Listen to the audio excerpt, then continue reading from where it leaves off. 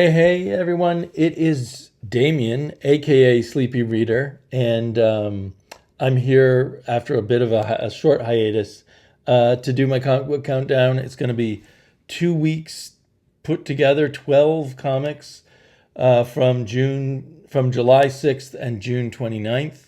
I'll also, I think, at the end talk about a few other things I've read lately. Julie Doucet, Chester Brown, and the fans of the Savage Dragons comic.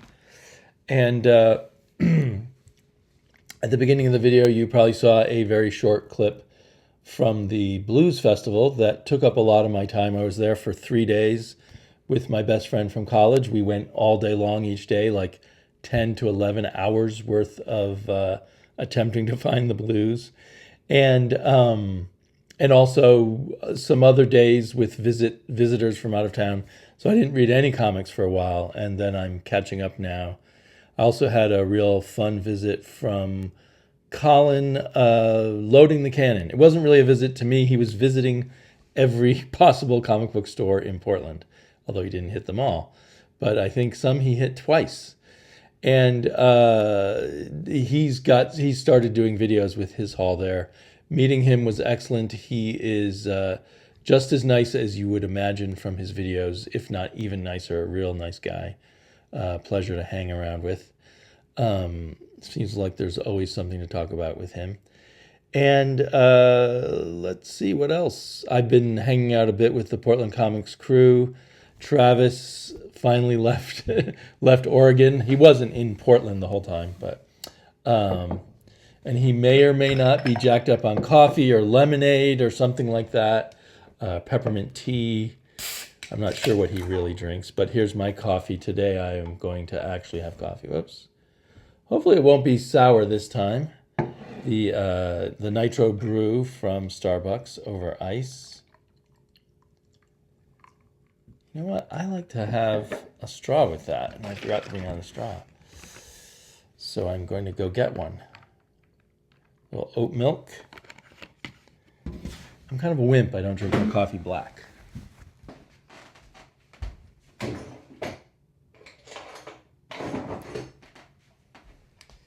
Fancy straw that my wife bought.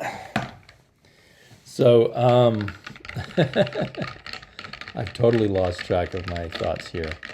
But, so along with everything else, I was also a last-minute guest again on Meanwhile at the Podcast.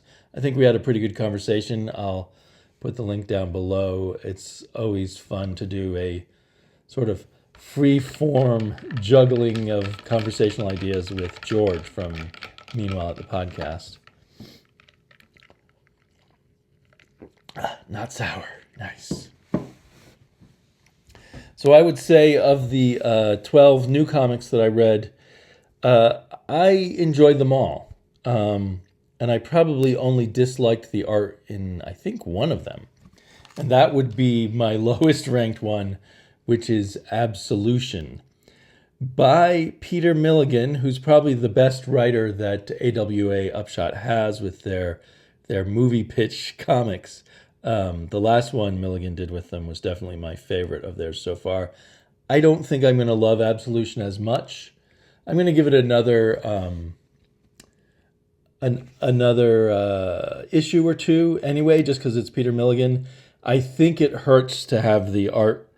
I mean, it's a very sort of obvious commercial idea about assassins who've been caught and then have to do live assassination shows to get themselves absolved. That part doesn't really make sense. Live streaming assassination shows that everybody's watching and commenting on. And how they can do that when their target can then know their every move by watching TV or the streaming show. But anyway, I'm more and more having this problem with Mike Deodato's current mode of art, where he takes the faces of actors. It seems to me he takes the faces of actors and then he puts them on bodies that he's created through some kind of poser, a software that does body poses. And one way I know this is because all of his or not all, but because I know I'm seeing one that is an exception to that rule, but a lot of the bodies have the exact same shoulders. They always have kind of an odd pose to them compared to what a natural sort of artist would do. It still looks pretty good, but it just gets under my skin after a while. It's not as bad in here as it was in that other one about used car dealers and murder and stuff. I forget what that was called. Anyway, this one's about an assassin, like I said, who's been caught by the government. So now she has to be on this TV show or streaming service showing off her killings to somehow redeem herself. How exactly, I don't know. So it was an okay read. It's like watching a B movie, a very generic B movie. Once and Future is not at all like any movie, so that's in its favor. But I'm just getting bored. It's really, I've said this the last time, so this is in at number 11. It's just not stimulating my brain in the sense that the illusion of going somewhere or meaning something. So it just feels like it's going through a lot of motions. It has fantastic art, fan-frickin-tastic art and color. The color is amazing. I want a really good comic, a really good script to go with all this art. Man, oh man. It's not a terrible script, but somehow after 27 issues, it's not hooking me, but it's really hard to let go. One, because I like stories about King Arthur and all of that stuff, and Buffy the Vampire Slayer type of stories. It's kind of a sword and sorcery comic. But it's just that feeling that's not going anywhere is weighing it down. But as I look at the art now, it's really hard to let go.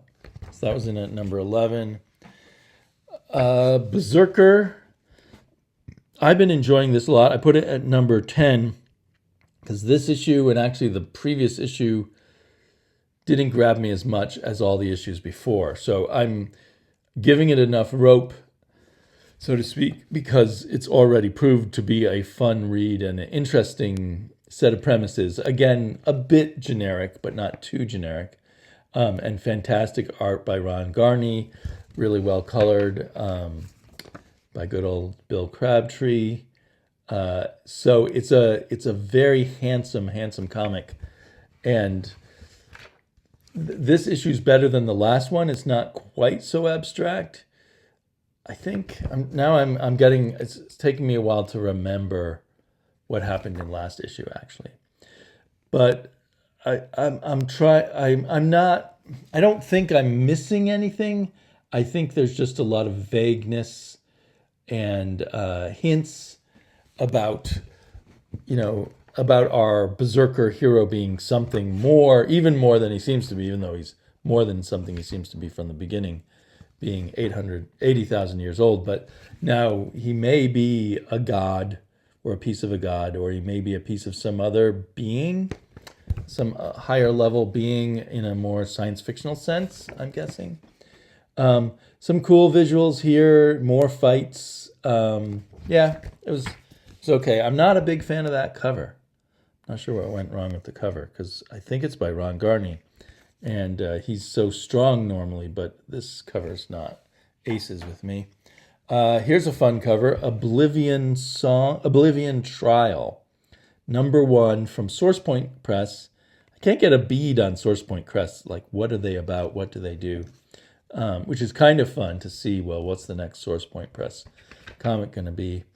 I think because this was all unknown to me and it had a kind of colorful, fun, zany look to it, I went with it to a degree. I mean, in a way, it's probably not as good as Once and Future and Berserker on some level, but and it feels like the basic premise and stuff is a bit more amateurish, or by an American who's maybe read too much or watched too much anime, I'm guessing. I don't really know. But the guy dies and he's in some weird afterworld called Oblivion, where he has to go on trial to save his soul, I think. And also, goofily, he gets one wish if he wins the trial. So anything he wishes for, even though he's dead, It seems like a very goofy kind of idea, especially for an afterlife. But the visuals are a lot of fun, and it just has a lot of energy. I'll definitely try another issue. I have no idea how many issues it'll go for. Rather than saying issue 1, it says part 1 on the cover. In at number 8, and I was surprised this didn't rank higher with me. Like I said, I enjoyed all these comics, with the possible exception of the... No, I still enjoyed the one with the Mike Diodato art, just not as much as I would have if there'd been another artist. But I was really looking forward to Chip Zdarsky's Public Domain because it was a return. It was Chip Zdarsky writing and drawing, and I thought that was really promising. But the art didn't wow me as much as I remember loving the art in the first 6 issues of Sex Criminals. Those all I ever read was the first 6 issues of Sex Criminals. I guess at the time I kind of felt like that was enough. That was all I needed. Felt like the whole story to me, and I didn't need to keep reading Sex Criminals. Anyway, since Sex Criminals, he's become pretty renowned as a writer, so I was excited for him to come back and be a writer-artist. Now, it turns out this comes from Substack originally. It was published on Substack originally. And my vibe is that a lot of people are using Substack for minor projects. At least I was briefly subscribed to James Tinian's Substack, and the first thing he put up there anyway seemed like a very minor, low-level effort kind of work. This is probably not that low-level effort, but it is kind of a take on the Stan Lee Jack Kirby story, making Stan Lee really awful. And obviously it's not exact parallels because the character who would be like Stan Lee is still alive. He has a ponytail. He's pretty content that his characters are really famous and he's not making a lot of money. And he doesn't seem to even mind, that he's not allowed to stand on the red carpet next to Stan Lee, the Stan Lee character. He has to stand 10 feet behind him or something like that. But his sons are really upset about it. And so it's kind of a story about the sons, but it's not super gripping. It feels a little bit, I don't know. It's okay. It's okay. So I put it in at number 8. And then in at number 7 is a comic I actually like a lot, but my expectations were too high. I think I've said this was issue 6 at kind of the end of the arc, possibly the end of the series. And it continued a lot of the zany energy, but it didn't add anything to the story, really. It kind of wrapped up the story without wrapping it up, if you know what I mean. It just sort of, events happened, and our character finished the actions that he'd been set upon doing, but it didn't feel like we got something extra beyond that as a conclusion. Now, I joked on Twitter when I saw this at the back. It says Heavy Metal Yakuza, and I said, "Oh, that's probably just a joke preview of a next series." But I guess the writer on this checks Twitter, because he wrote me back and said, "No, this is a real thing. So there will be a Heavy Metal Yakuza," and I'll definitely get it. I love the art. I love the zany kind of punk energy, even though it's heavy metal. Maybe it's heavy metal energy. And the creepy aliens or creatures from another universe or whatever they are. It hasn't all tied together for me. And I don't know if Heavy Metal Yakuza will tie it together for me in a way that this hasn't. But it's been a fun ride. In at number 6, I need some coffee. Got to get jacked up, huh? Steal someone's catchphrase. In at number 6, Little Monsters. This is chugging along nicely. It's, the cute kids are no longer so cute. They're kind of creepy too. We're getting hints that maybe the human civilization is somewhere out there, maybe knows to avoid the zone where the vampires live, I'm guessing. So it's a good way to tell a story where these characters have sort of lived one way for a long time, and we join them when their whole world is changing. But also, we're maybe rooting for them a little less than we were earlier in the series. Wonderful art by Nguyen. I do think, comparing this to art that I used to see in black and white comics, back in the day, there's a lot less detail. Like Nguyen is used to having color fill up the space. I still think his black and white art's very beautiful, but he might want to put in a little more background detail, in my opinion. Obviously, that would take him longer. But the low-paid artists of the past used to manage to do all that. The expectation is not there of artists anymore to do a lot with the background. And maybe you could argue because of the nighttime ambiance of this comic, it should just have kind of grayish backgrounds. And we do have a scene where the sunlight comes, and so we get to see the grays slowly turn. Hopefully that's not going to, it's not going to give away anything in particular. So he's just in the shadow, and then he's starting to burn. Anyway, interesting stuff to play with, really. So that Little Monsters was at 6, so sort of halfway through the pile. At number 5 is this brand new comic called Agent of World, which I think was originally meant to be Agent of Chaos. You can still find out their cover previews that say Agent of Chaos. They describe World as wartime organization for reclamation and liquidation of destructive elements, all-purpose espionage network sanctioned for active operations only in times of war. Note, official world policy is that it's always wartime. So clearly what this is trying to be, or is a kind of mind-bending, surreal secret agent kind of book. And our agent of world, we eventually find out, has been raised by the agency, and it requires him to do all kinds of awful deeds and not think twice about it and just do them. But he may be thinking twice about it too much. And then just a lot of oddities thrown in, like his managing officer or whatever he is an orangutan. And in the first scene, he's meeting up with a time traveler from the 25th century. I thought at first we were in the 25th century, but I guess we're supposed to be more in now or someplace close to now. But he's been sent in to clean up the mess created by this time traveler from the 25th century. A lot of clever stuff done maybe a little bit clumsily. And of course, the whole idea of the secret agent in a kind of surreal world feels very familiar. Not just going back to Agent of S.H.I.E.L.D.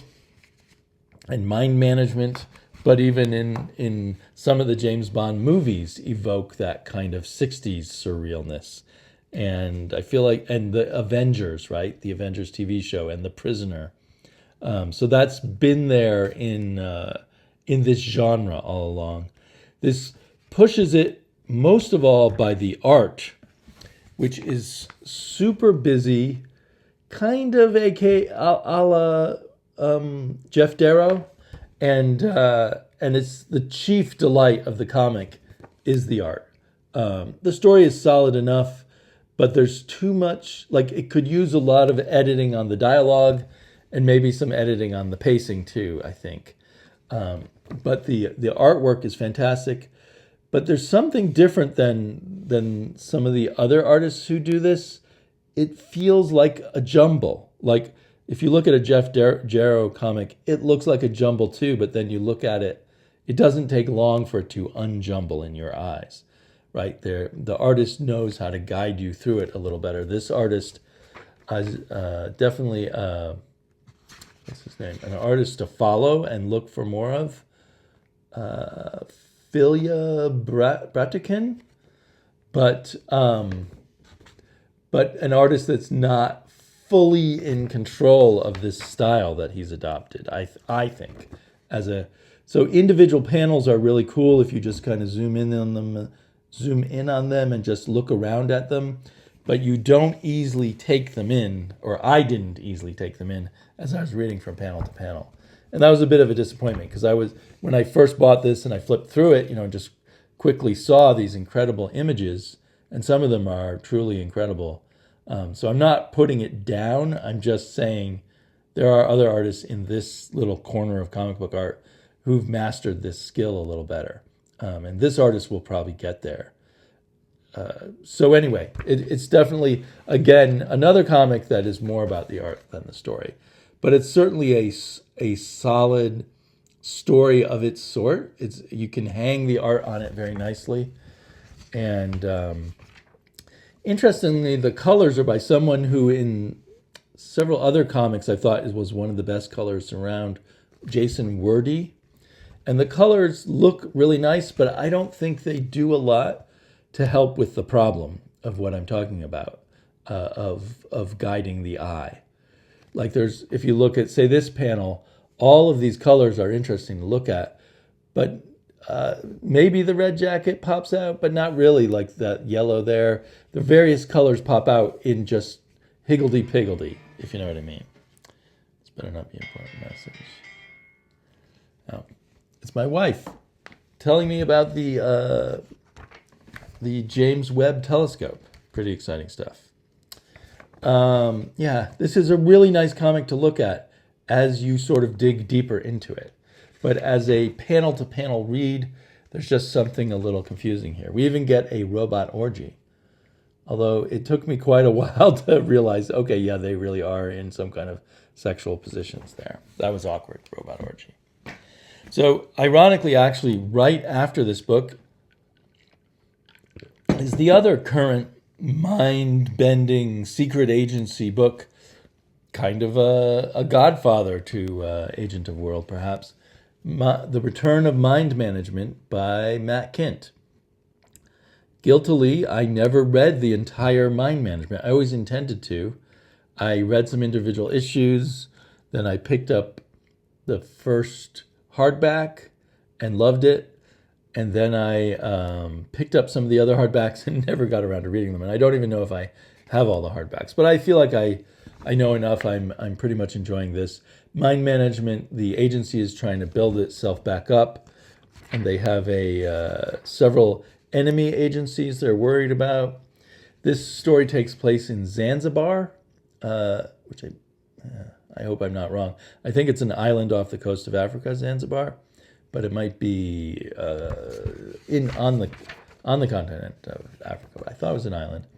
Anyway, the art is by Farrell Dalrymple, who I believe is one of the kind of top guys in the more alternative comics. I could be wrong there, or maybe it's in young adult comics. He's got this comic called Wrenchies.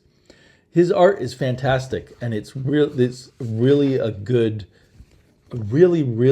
match for Matt Kindt and his writing. And it kind of humanizes it.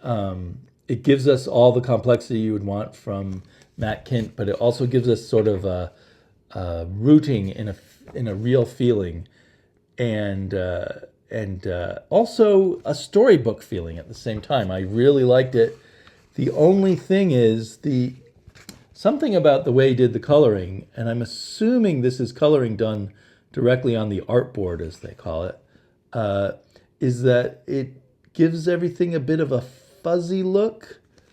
And so I occasionally feel like my eyes are crossing a little bit or something. I don't know, like I'm trying to bring things into focus a little more than they actually can come into focus. I may be wrong. It may just be my old eyes or my prejudices about color. Jared Osborne suggested on Twitter, and I think in one of his videos also, that it was a mistake to print this particular kind of art on this more absorbent newsprinty like paper. Although I love the feel of the newsprint like paper, I think that may be the source of the problem. If you looked at the original boards, you wouldn't have that slightly hazy feeling. But maybe to the artist, this is totally the effect he wanted. This is a beautiful page. I mean, I feel weird complaining. Look at that panel. That's just brilliant, I think. So I think this is a fantastic comic. I love the games that Matt Kent plays. Here, if you'd like to see a script, they say, hey, if you'd like to see what a page of the original script is like, here it is. But this is actually a page that's not in the comic. And the instruction, and it includes instructions to the artist not to read the dialogue on the page and just draw what is described for each panel. And a slight apology that there's a lot of panels on this page. Well, this page ultimately has 19 panels on it. I don't think any artist, well, probably someone, but not many artists could fit 19 panels on a page, especially to get in all the stuff he describes here. And it's all more like, the idea is this is a secret page that Mind Management wants to put into the comic book to do their mind tricks on you. And in fact, some of the things that are doing mind management tricks on our character are in the ads and pages of a comic book. We get one of the pages of the comic book he's reading right here, the page with the ads, that leads him into mind management's little web. And then at the back, and we see here that he's reading Chat Black, Black Cat, Chat Black. Chat Noir it should be, but there's already a cartoon character called Chat Noir. So, and here, Le Black Chat. So it's done a little differently. But so we get an example of the Black Cat's comic, which is completely obtruse and weird, but kind of interesting to see as back matter. And an ad for a game that looks so real, but it's presumably not a real game for mind management. Also, the back looks like a bootleg record. Our hero makes his living finding and selling rare vinyl, which, I don't know, do they do that in Zanzibar? Are there a lot of vinyl collectors in Zanzibar? But anyway, it's a very, very cool comic. As I talk about it, I kind of wish I'd ranked it higher. I think it was just the blurriness of the art that pushed it down a little bit as I was making my list. To put on number 3, the best art, well, arguably, but for me, probably the best art of these 2 weeks is in Twig. Still a generic fantasy story. And in a way, a lot of it is just an excuse maybe for artist Kyle Stram to make up and to create and draw large numbers of fantasy landscapes. And he does it so well. I just love the visuals of this book, the colors, the creativity of the artist. In a just world, this artist would be making hundreds of thousands of dollars for being so good. But it's still a fun read, but it's the art that makes me want to read it. If some completely different art style were here, I might just say, well, it's just a kid's book. Even as a kid's book, I would have, if you look at the typical story like this, where a fantasy character goes on a journey and has to learn better, you pick up companions along the way. But Twig has one companion that he's had all along, this slug character, who saves him a lot in this issue. And that's interesting. I started to think, well, maybe the slug is the real hero and not Twig. I forgot the slug's name, though.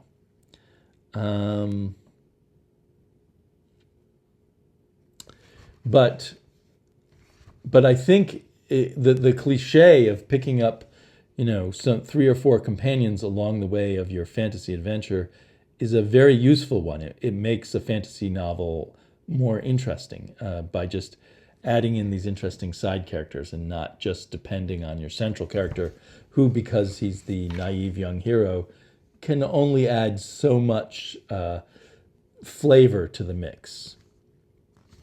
But anyway, that's a minor complaint, and I'm glad he's got the Slug character as his friend, because I do love the banter back and forth between them. And maybe Scotty Young figured for a shorter graphic novel compared to a long epic novel, too many companions might have mixed things up. But I don't know. Maybe this strange creature will turn out to be a companion. But at the moment, Twig has to kill it and cut its heart out to complete one of his magic tasks. Oh man, what if Kyle Strahm were the artist on 8 Billion Genies? Of course, it wouldn't be the same, because this is co-created with Charles Soule and Ryan Brown. And I like Ryan Brown, but from other work he's done. But I think his stylistic choices here, in terms of his rendering of characters and such, is a lot less appealing to me than his previous work. He's just going deeper and deeper into the scratchiness and the kind of ugly colors. They're not hideously ugly, but they're just not. Most of them, I do like the coloring on the genies themselves, but it's just got kind of I don't know. It's boring to have me constantly complain about too many browns, but I definitely think of that reading here. And ugly browns. Other people, even when they do too many browns, do prettier browns. Maybe I should congratulate Ryan Brown on his ugly browns. But anyway, I love this story. It's it's so different, with the whole concept of the 8 million, every person having one genie, all 8 billion people in the world, and each one gets to wish for whatever they want to wish, and kind of working out how that's going to happen and all the things. You could go on forever with this, but they've nicely limited themselves by saying they're only going to do 8 issues. And I think each issue is going to progress by 8. So I think the first issue was the first 8 minutes, and now we've got the first 8 hours.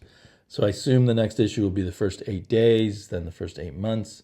It's going to go quite a distance if it keeps multiplying that way. But anyway, so I loved all the stuff they showed here with the president trying to make a wish and making his general use up his wish and not use up the president's wish, and how it didn't work. And just all the different stuff. It's really well done, really fun. But it didn't feel like 8 hours passed. It felt like maybe 2 hours passed. Not a big complaint, but anyway. So I'm not sure how they're going to handle 8 days and then 8 months and 8 years. What comes after 8 years? 8 decades? Are we going to go that far? Excuse me. So anyway, that was a lot of fun. Almost all of these were a lot of fun, but really like starting with number 5, Agent of World, maybe even number 6, Little Monsters. I was just having a wonderful time reading these. Maybe even number 7, Heavy Metal Drummer. Well, it's hard to say. But standout issue, A Righteous Thirst for Vengeance, Andre Lima Araujo, or however you pronounce his name, and Chris O'Halloran, the colorist, kick out the jams here in a quiet issue. They make it so beautiful, so good to look at. Sometimes a little dicey about O'Halloran's colors, but given this situation, kind of a restful moment, I think we're in Mexico or some other Central American country. That's my guess, but I don't know why I thought that. Maybe it says somewhere here. I just really enjoyed following the events of the day in here. I was the whole time a little queasy because last issue our characters were in the middle of being tortured. They did defeat their torturer, but they must have been horribly wounded and mentally scarred and all kinds of things. And now we've skipped way ahead where it seems like everything's fine. And so we know something bad is about to happen. And we'll have to find out till next issue to find out exactly what. I think there's a hint of the bad things about to happen. at the end. But it's not the kind of big bad thing. It's a small little thing that may it was very clever, very clever. Brilliant. Again, it is led by the artist. I think, just judging from what we're getting here, one has to guess that Rick Remender really knows how to work with this artist and get the best out of him and leave the space for the artist and not push the writing part in our faces. The writing is kind of behind the scenes most of the time. But this is wonderful. This one I am really, even though I'll probably have to reread it all to look for all the clues and everything, I'm really glad I'm reading this one issue by issue and not in trades, because it's nice that each issue kind of sits in my brain for a month before the next issue comes back. Really, really a cool comic. So that was wow, 35 minutes already. I really fantasized I would get through the comic book countdown in 15 minutes. Why shouldn't I be able to? And then talk about these books. I read 2 autobiographical comics, pretty famous ones, I believe. Although I don't think this one's in print. So how famous can it be? But Julie Doucet recently won the. Have I already talked about her? Well, I know I did in a live video with Terrence and Rasa, at which point I'd only read part of this book. But she won the biggest comic book prize in the world, the grand prize at the Angoulême in France comic book festival, which is kind of a lifetime achievement award, if I understand correctly. And so I couldn't remember. Now that I've read this book, I know that I've read her comics, in anthologies here and there over the years and years ago, back in the 80s and maybe 90s. And I guess she stopped doing comics for a long time and recently has come back with something comic book like. I love the art in here. It feels not at all surprising for an art comic to me in terms of its story. A young artist, female artist, moves to New York with her artistically inclined boyfriend, and they live in New York City this kind of, what's the right word for it? This kind of cloistered life where they push the rest of the world away and take drugs and work on their comics. And I don't know, the overall feeling for me, maybe as an old man reading this, is it's just showing stuff and it's making out other people to be the active people in the world. So the bad guy in the relationship is the boyfriend. He's the activator of anything in their relationship. And so though it appears she's just in a relationship with him because he told her that she should be in a relationship with him, I'm guessing. It just doesn't, there probably and it's presented as real life, there probably was a lot more going on here. And the only, we got these clues of he's jealous that she's become real successful as a cartoonist. Well, we don't get a sense of her drive or having become a successful cartoonist. That's sort of exterior. But suddenly we realize, oh, she's been doing cartoons all along and they've been getting published and getting a lot of attention. But we don't have the sense of a creative person doing anything. We just have a sense of someone sitting around the apartment doing drugs and eating junk food or something.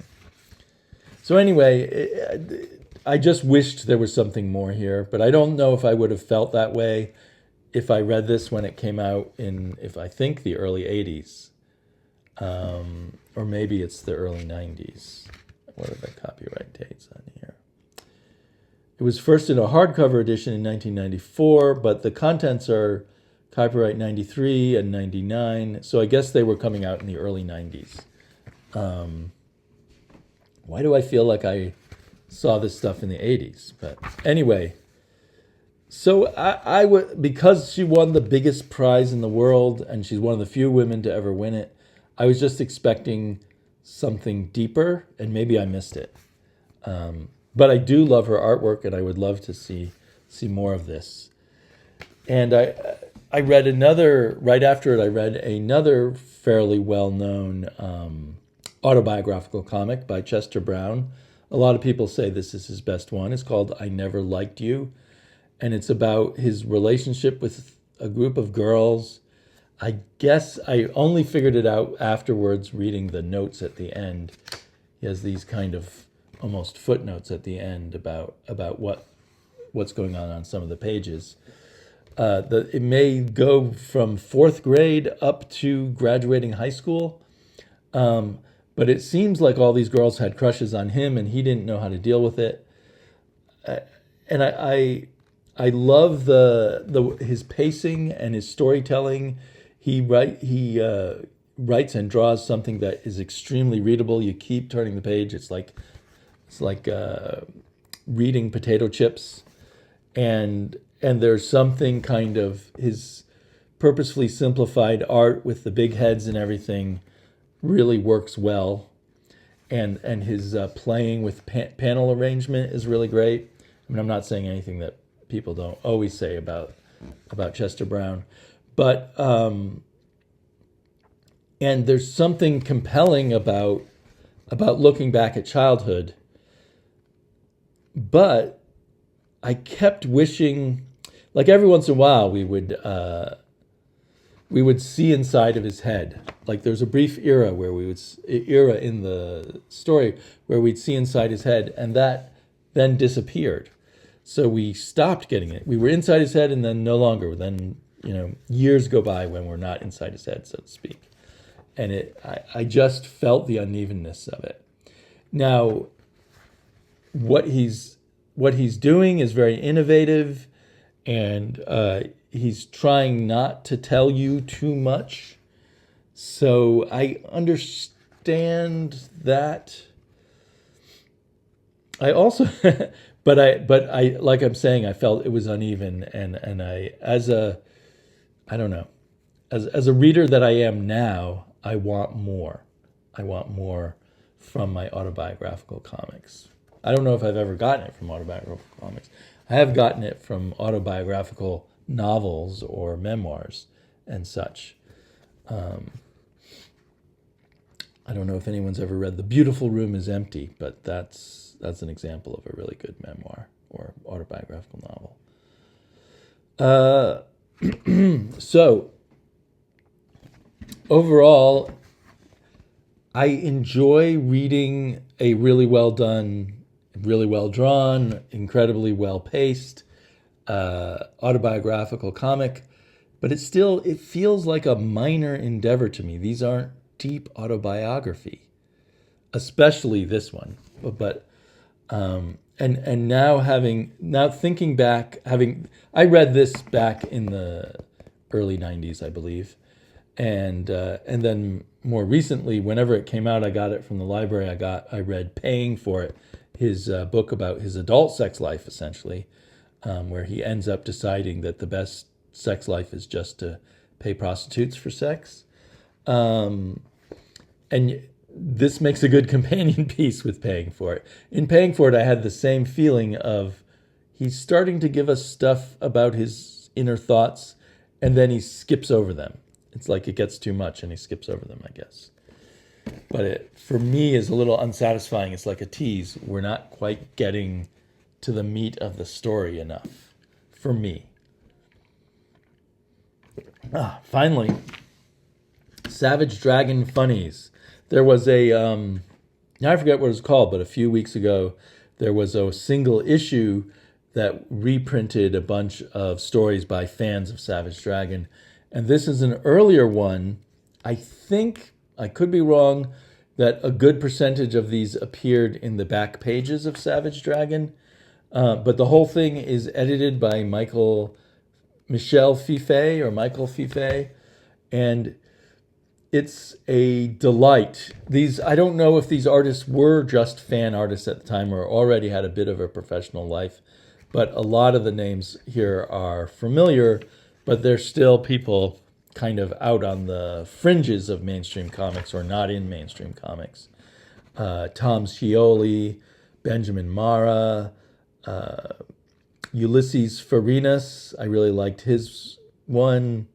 I liked almost every one in here. It was just fun to see all the different styles. Paul Mayberry, Giannis, Milo Giannis.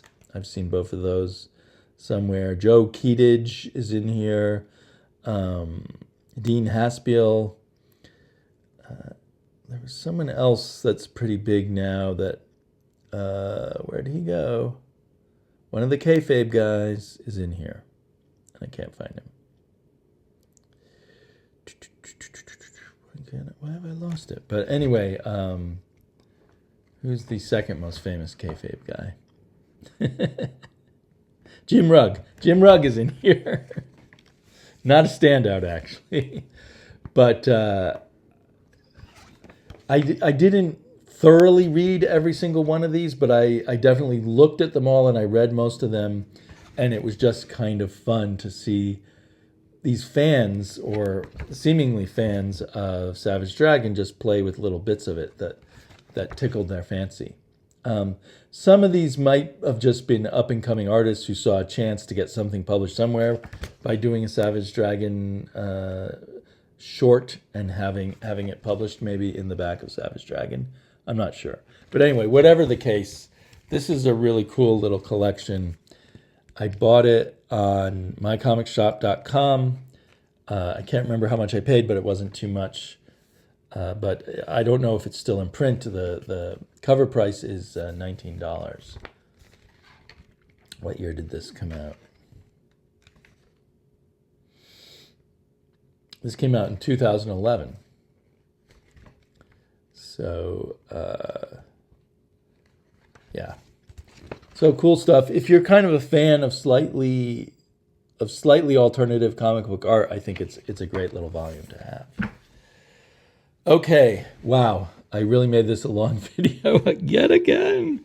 How do I not? Anyway, I'll still probably stick a little bit of Blues Festival at the end, and I will talk to you all soon. We are Kevin Knocky and Awesome Play Boys for the first time right here in Portland, Oregon.